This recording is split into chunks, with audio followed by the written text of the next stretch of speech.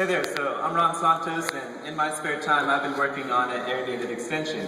And my native extension allows Air applications to use near-field communication. And for those of you who aren't familiar with it, NFC allows you to do wireless data transfer between two objects, sort of like Bluetooth, sort of like RFID, but over a shorter distance, like a few inches. The common example is Google Wallet. So instead of paying for things with my cards, I'll pay for things with my mobile phone. So instead of sliding my card, punching in my PIN, or signing something, all I need to do is take my phone, go up to the payment terminal, and boom, I made my purchase. So let me show you an example of this. I'm kind of excited about NFC. Here I have my Nexus S, and here I have a business card, and on the back of it I have an NFC data sticker.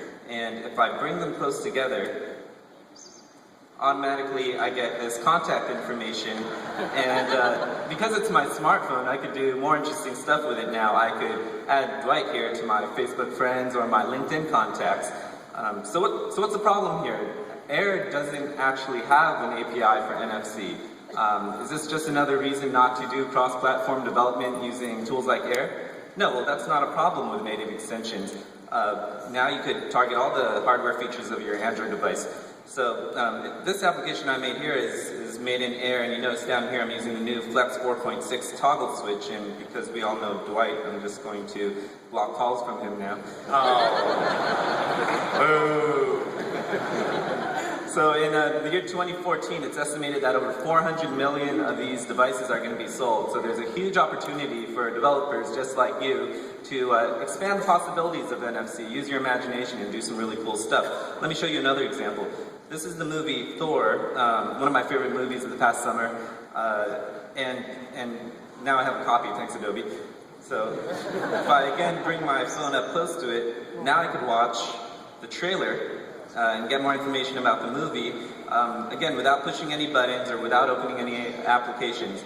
And because it's on my smartphone, I could look for more information on IMDb. I could add it to my Netflix queue if I still had a Netflix queue. Whoa, low blow. I could do some comparison shopping online, find a cheaper price if I wanted to. But if you notice so far, I've just been working with static data. The information on this movie is not going to change. The information on the business card is not going to change. But NFC could also do dynamic data. So I've heard of some healthcare companies making some monitoring devices that actually have NFC support in them. So for example, if I wanted to monitor my blood, I could have a device on me, take my phone up to it, and then I can read information about my blood. For example, my blood glucose level right now is a little low, haven't eaten yet, and my blood alcohol concentration is kind of high because I had a shot before I came on stage.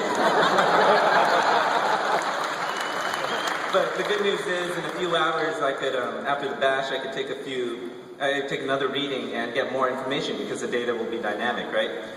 So, but why stop there? Data could also go peer-to-peer. If I had another Nexus S here, they could actually talk to each other, which is perfect for games.